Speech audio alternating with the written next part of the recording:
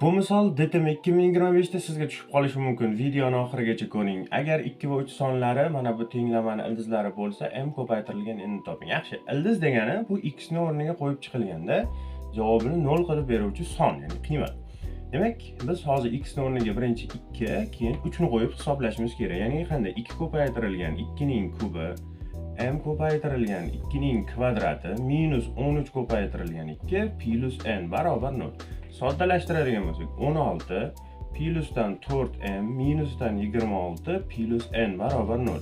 Yana ham soddalashtirsak 4m plusdan n mana bu ikkita ayirma minus 10 ni beradi.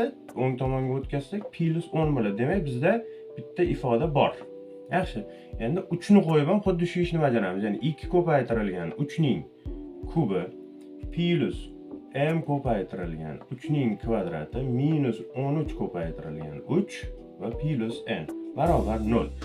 Demak 27 bu 54 plus 9m minus 39 plus n barobar 0. Demak bizda 9m plus n 54 dan 39 ayirsak 15, nariga tomonga o'tkazsak minus 15.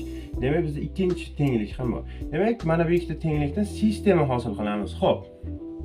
Demak sistemamiz quyidagicha hosil bo'ladi. 4m plus n barobar 10, 9m plus n barobar minus 15. Endi sistemani ayirib olamiz. Shunda n'lar ketadi. 4m dan 9m ni ayirsak minus 5m. Buni hisoblasak minus bilan minus plus bo'lib 25 bo'ladi. Demak m barobar bizda minus 5 ga teng ekan. 25 ni minus 5 ga bo'ladi. Agar m minus 5 bo'lsa, mana bu tenglikdan n ni topamiz. Ya'ni minus 20 bo'ladi. Plusdan n barobar 10. N ni topmoqchi bo'lsak 30. Demak mn ko'paytma kerak ekan bizga. Ya'ni minus 5 ko'paytirilgan 30 minus 150. Unutmang, bu misol DTM 2025 da sizning oldingizdan chiqib qolsa, uning javobi minus 150 bo'ladi. Videoni oxirigacha ko'rganingiz uchun rahmat.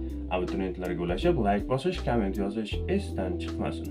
Imtihonga barchaga omad.